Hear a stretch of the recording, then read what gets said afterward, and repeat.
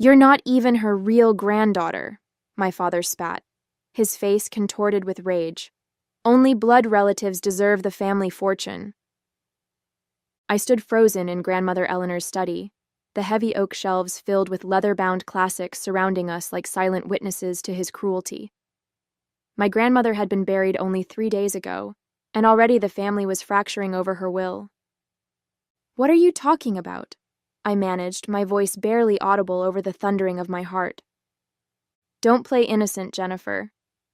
Your mother's little secret isn't so secret anymore.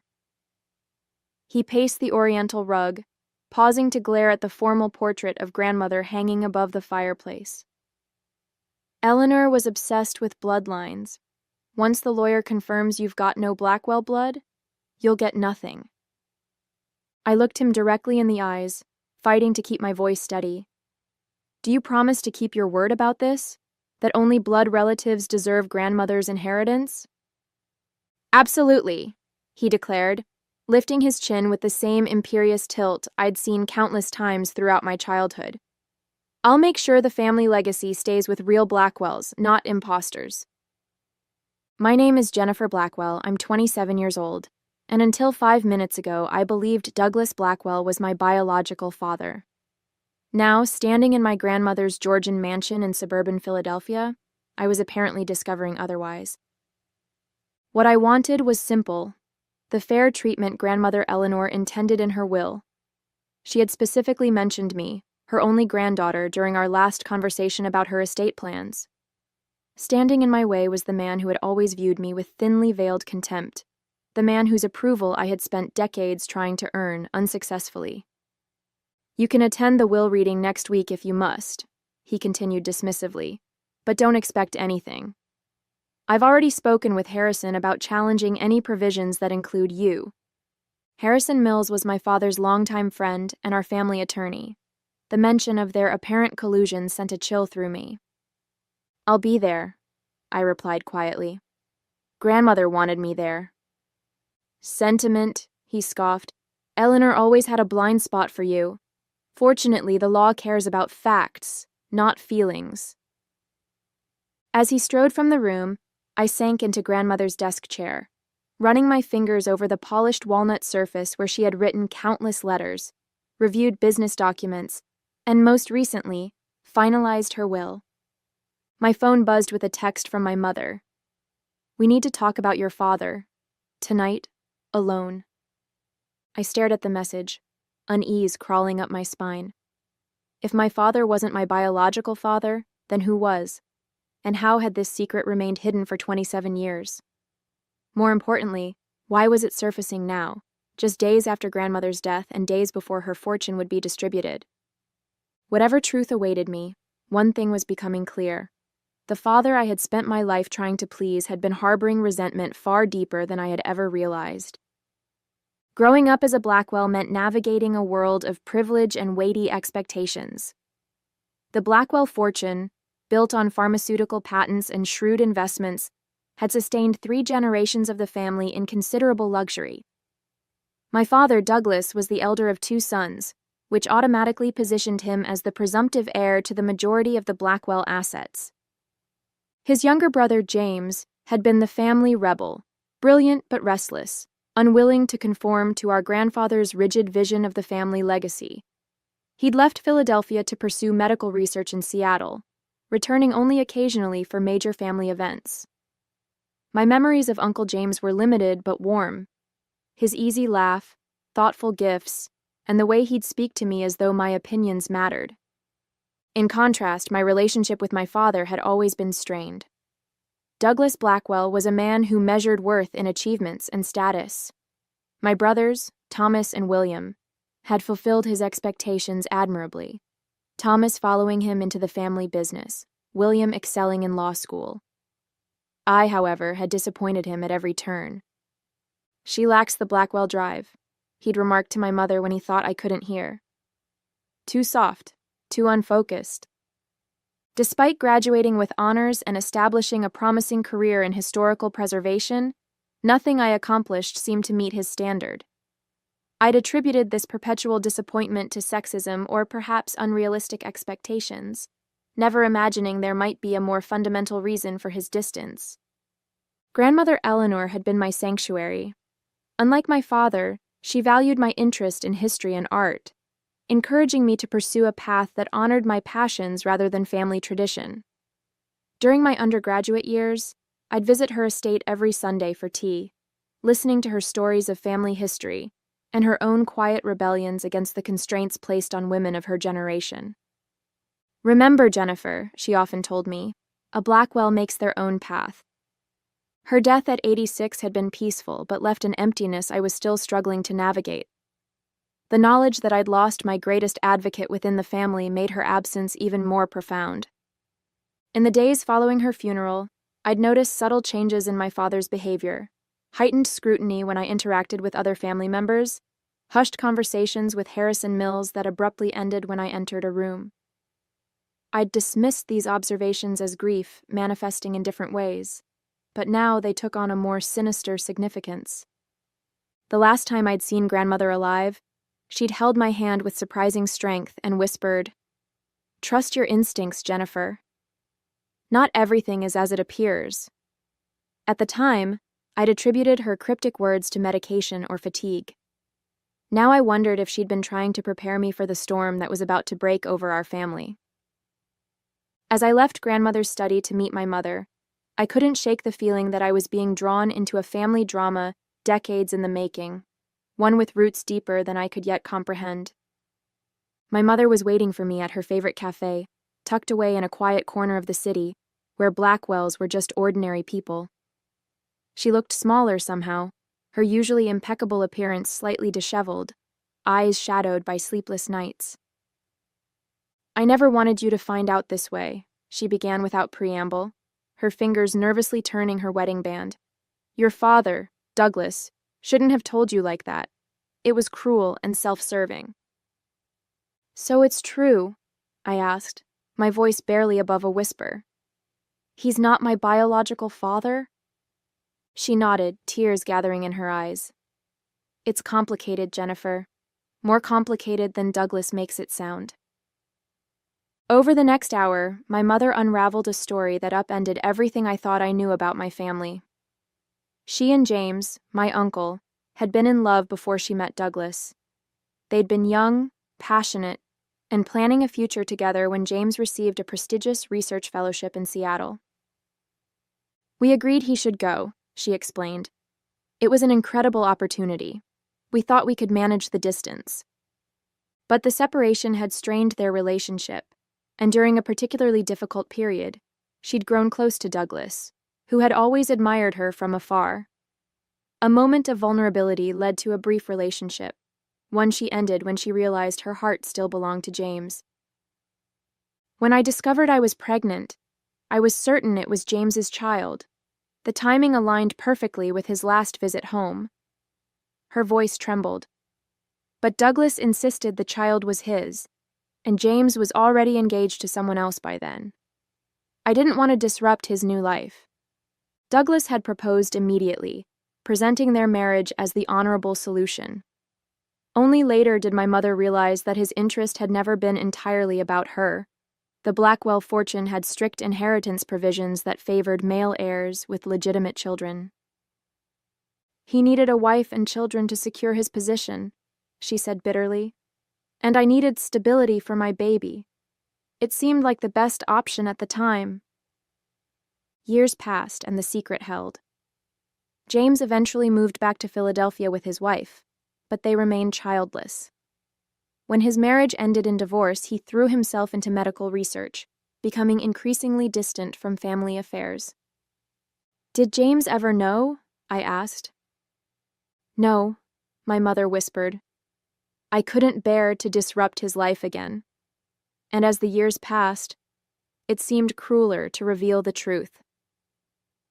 The revelation left me reeling. Every memory of childhood now required re-examination. My father's coldness, Uncle James's warmth during his rare visits, Grandmother Eleanor's special attention to me. "Why is Douglas revealing this now?" I finally asked. My mother's expression hardened. "Your grandmother's will. He's always been obsessed with the Blackwell fortune, and now he's worried Eleanor might have left you a significant portion. He needs to discredit your claim. But if I'm not a blood Blackwell? That's just it, she interrupted. You are a Blackwell by blood, just not Douglas's child. You're James's daughter, which makes you Eleanor's granddaughter by blood regardless.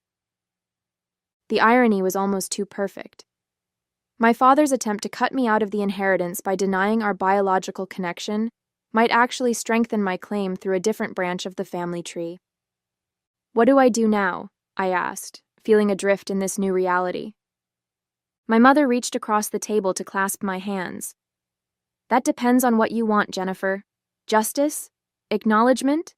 Or simply your fair share of what Eleanor intended for you? I didn't have an answer yet. The betrayal was too fresh, the implications too vast to process in a single conversation. But as we left the cafe, one certainty crystallized in my mind. I would not allow Douglas Blackwell to rewrite my history for his financial gain.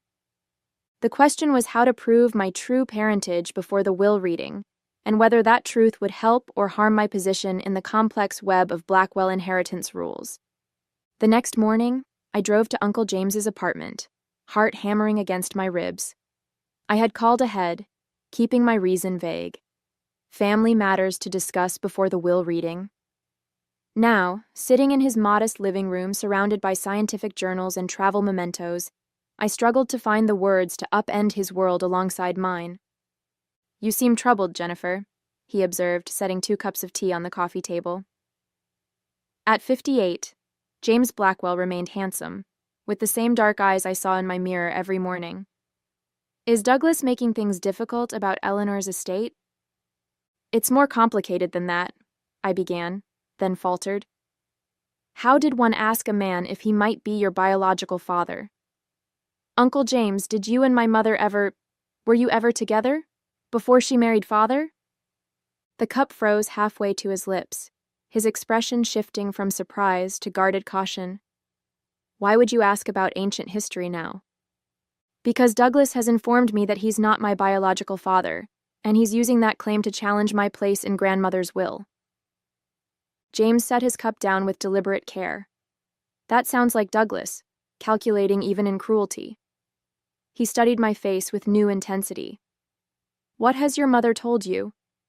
I recounted my mother's revelations about their past relationship, watching his expressions cycle through nostalgia, pain, and something that looked remarkably like hope. I never knew, he said finally. Catherine never told me she was pregnant. By the time I heard about the marriage, it was already done. He leaned forward. Jennifer, are you saying you believe I might be your father? The timing fits, according to Mother, but Douglas is determined to prove I have no Blackwell blood to claim my inheritance. James's expression darkened. Eleanor's will specifically mentions you by name. Douglas can't simply write you out of it. He claims he can challenge any provisions made under false pretenses, namely that grandmother believed me to be his biological daughter. James rose abruptly, pacing the small room. This is absurd. Even if you were not Douglas's biological child, you're still Eleanor's granddaughter if you're my daughter. He stopped, meeting my gaze directly. We need to know for certain. A DNA test would settle this question definitively. The clinical simplicity of his solution both relieved and terrified me. You'd be willing to take one? Without hesitation, he replied. I've always felt a connection to you that I couldn't quite explain. If you are my daughter... His voice caught. Well, let's confirm the facts before we get ahead of ourselves. We arranged for expedited testing that same day, using a private lab that promised results within 72 hours, just enough time before the will reading. As we submitted our samples, a strange combination of dread and anticipation settled in my stomach.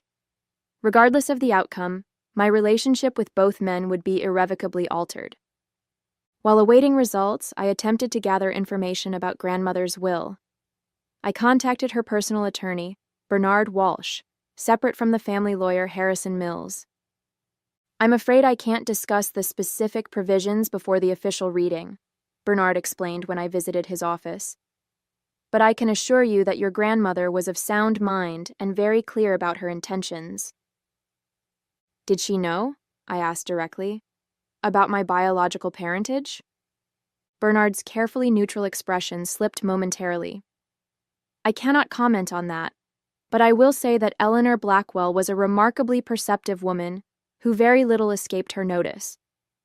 His non-answer told me everything I needed to know. Grandmother had suspected, perhaps even confirmed, that I was James's daughter, not Douglas's. My momentary triumph evaporated when I received a formal letter that evening. Harrison Mills had petitioned the court to delay the will reading pending resolution of identity concerns regarding purported beneficiaries. Douglas was moving faster than anticipated, using his legal connections to buy time while he built his case against me. When I called Bernard to ask about the delay, his secretary informed me he had been suddenly hospitalized with pneumonia and would be unavailable indefinitely. It couldn't be coincidence. Douglas was systematically removing my potential allies and information sources. Without Bernard or the DNA results, I would enter the will reading at a severe disadvantage. That night, my mother called in a panic. Douglas knows you met with James. He's furious. Jennifer, be careful.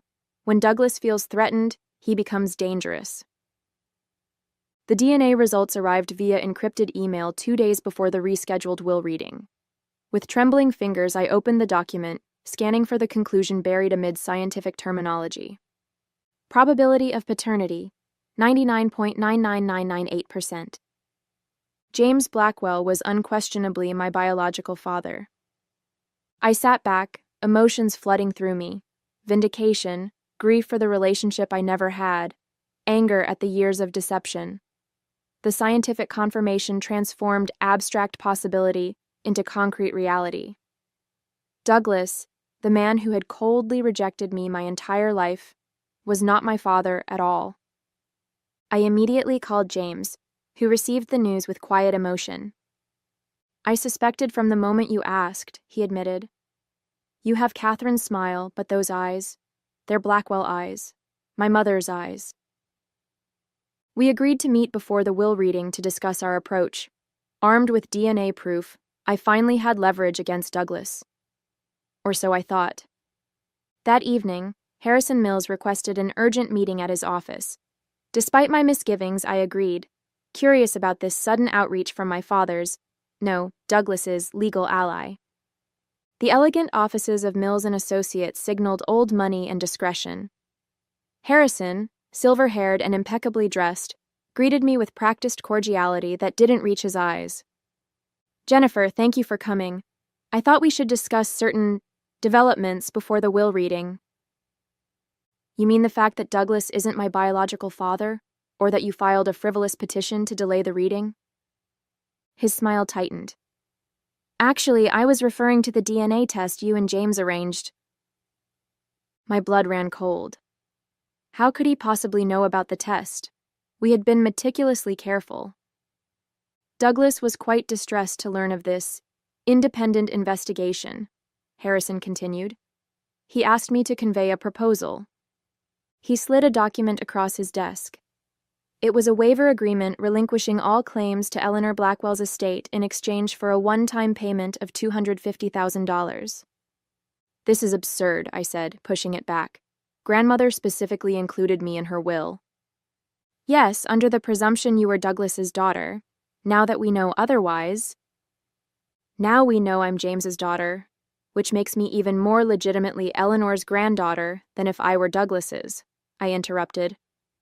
Blood relatives deserve the family fortune, isn't that what Douglas always says? Harrison's expression shifted. There are complexities you're unaware of, Jennifer. Legal nuances regarding the Blackwell Trust that supersede simple biology. What complexities? I'm not at liberty to discuss details before the reading, but I strongly advise you to consider this offer. Douglas is prepared to be quite aggressive in defending the family interests. The veiled threat hung between us. I left without signing, more determined than ever to stand my ground. but deeply unsettled by Harrison's confidence despite our seemingly ironclad DNA evidence. The next morning brought the revelation that shattered my understanding of the entire situation. James called, his voice tight with controlled fury. "Jennifer, I've just received some disturbing information from an old family friend, a nurse who worked with my father decades ago." He paused. "Douglas isn't biologically a Blackwell." "What?" The room seemed to tilt around me. Apparently, my parents adopted Douglas as an infant after my mother had several miscarriages. When she unexpectedly became pregnant with me years later, they decided to keep the adoption quiet, not wanting Douglas to feel like less than their son. The implications hit me like a physical blow.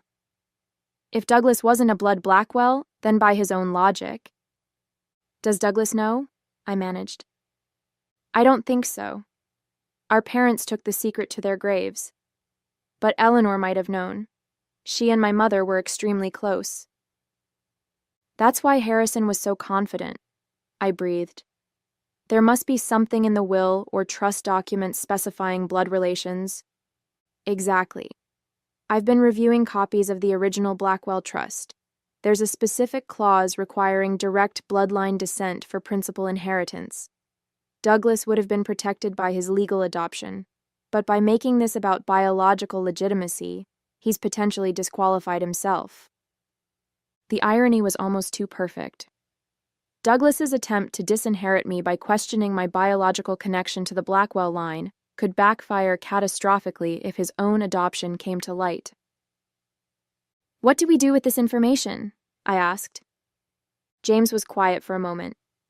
"That depends on what you want, Jennifer. What Douglas deserves and what's right for our family might be different things." I considered his words carefully. "I think," I said slowly, "that people who insist on blood purity should be held to their own standards, don't you?" The morning of the will reading dawned crisp and clear, Philadelphia's autumn painting the trees in brilliant hues outside grandmother's mansion where the family had gathered. I arrived early with James, our shared secret a fragile weapon we weren't yet certain how to deploy. Harrison Mills presided from the head of the dining table, leather portfolio open before him, while various Blackwell relatives filled the high-backed chairs. Douglas sat directly opposite me, his posture radiating confidence, flanked by my brothers who looked uncomfortable but determined to support their father. "Before we begin," Harrison announced, "I must address a delicate matter regarding succession eligibility." Douglas straightened, shooting me a triumphant glance. "It has come to our attention that certain beneficiaries named in Eleanor Blackwell's will may not qualify under the bloodline provisions of the original Blackwell Family Trust." My mother, seated beside me, gripped my hand beneath the table. Harrison continued, "As you know, Eleanor's estate is divided between assets she controlled independently and those governed by the family trust established by her father. The trust specifically requires beneficiaries to be blood descendants of the Blackwell line. Which is precisely why we need to address Jennifer's situation," Douglas interrupted smoothly. "Recent information suggests she is not my biological daughter, and therefore has no claim to the Blackwell inheritance." A ripple of murmurs circulated around the table. James and I exchanged glances, our carefully rehearsed plan suddenly derailed by Douglas's preemptive strike. "I have DNA evidence," Douglas continued, sliding a folder toward Harrison, "confirming Jennifer is not my biological child. Under the bloodline requirement, she is ineligible for trust distribution." My heart pounded as Harrison reviewed the documents. We had anticipated raising the paternity issue ourselves, but Douglas had outmaneuvered us by presenting his own testing I had never consented to or provided samples for. "May I ask how you obtained my DNA for this test?" I asked, fighting to keep my voice level. Douglas's smile was cold. "From your water glass at our last family dinner. Quite simple, really." "That's illegal," James interjected. "Unauthorized DNA testing." "Irrelevant to the inheritance question," Harrison cut in. "The science is sound, regardless of collection methods." I felt our carefully constructed plan crumbling. If Harrison accepted Douglas's evidence while dismissing the legality of collection, we would lose our chance to reveal the truth on our terms. I have additional evidence pertinent to the bloodline question, I said firmly, removing our own testing results from my bag. DNA confirmation that James Blackwell is my biological father. The room erupted in shocked exclamations. Douglas's face contorted with fury as he turned on my mother, who met his gaze unflinchingly. This changes nothing, Harrison insisted after reviewing our documentation. The trust specifies Blackwell blood from Eleanor's direct line, which flows through her son Douglas to his legitimate heirs. It was the opening we needed. James stood slowly, commanding the room's attention. I believe we need to examine the precise language of the trust, he said. My understanding is that it requires beneficiaries to be blood descendants of Harold Blackwell, Eleanor's father. If that's the case, we have a significant problem. Harrison frowned. What problem? Douglas is not biologically a Blackwell, James stated clearly. He was adopted as an infant, a fact our parents kept private to protect him, but which Eleanor was aware of. The silence that followed was deafening. Douglas's face drained of color as he stared at his brother in naked shock. That's absurd, he finally sputtered. A desperate lie. I have the adoption records, James continued implacably, and DNA confirmation. He produced another folder. If we're applying a strict bloodline test as Douglas insists, then I am Eleanor's only biological child, and Jennifer, as my biological daughter, is her only blood grandchild. Harrison looked stricken as he examined the documents, his loyalty to Douglas visibly warring with his professional obligations. This is outrageous, Douglas shouted, rising from his chair. I won't stand for this slander. You're the one who insisted only blood relatives deserve the Blackwell fortune, I reminded him quietly. Are you retracting that position now? Before Douglas could respond, the library doors opened to reveal a frail but determined Bernard Walsh, grandmother's personal attorney, leaning on a cane. I apologize for my tardiness, he said, nodding to me. I believe my presence is required for this reading. Harrison's dismay confirmed our suspicion.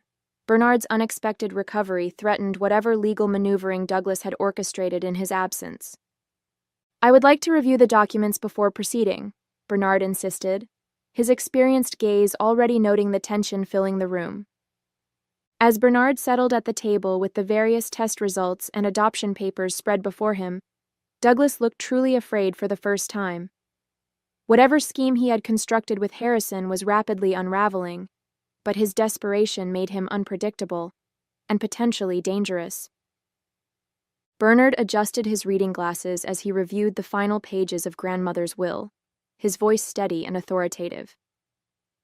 Before addressing specific bequests, I must draw attention to a letter Eleanor Blackwell instructed me to read if questions of lineage arose during this proceeding.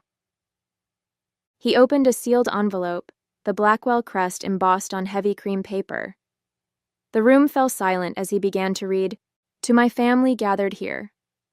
If this letter is being read, then the secret I have kept for decades has finally surfaced.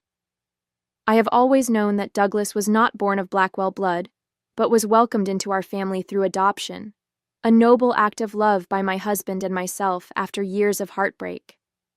I have also known, since the moment I first held her, that Jennifer is James's biological daughter. A grandmother knows her own blood. The Blackwell Trust established by my father requires blood relation for principal inheritance. Having anticipated potential conflict, I have restructured my personal assets, which constitute the majority of what you now call the Blackwell fortune, to reflect my wishes rather than outdated notions of bloodline purity. To Douglas, you have been my son in every way that matters, but your treatment of Jennifer, your brother's child, has revealed a character that dishonors the Blackwell name you so jealously guard. By your own insistence on blood qualification, you have disqualified yourself from what you most covet." Bernard paused, looking directly at Douglas, whose face had gone ashen.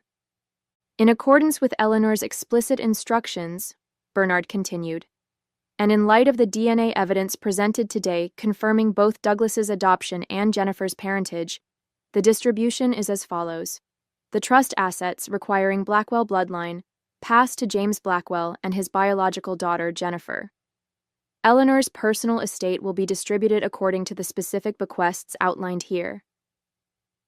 Douglas lunged for the documents, but Bernard calmly shifted them away. "You promised!" Douglas shouted at me, desperation breaking through his composed facade. "You said only blood relatives deserve the fortune." "No," I corrected him quietly. "You said that. I merely asked if you would keep your word about it. And you promised you would." The justice of this moment wasn't in the inheritance itself, but in watching Douglas's carefully constructed reality crumble under the weight of his own hypocrisy. The aftermath of the will reading unfolded like the final act of a Greek tragedy.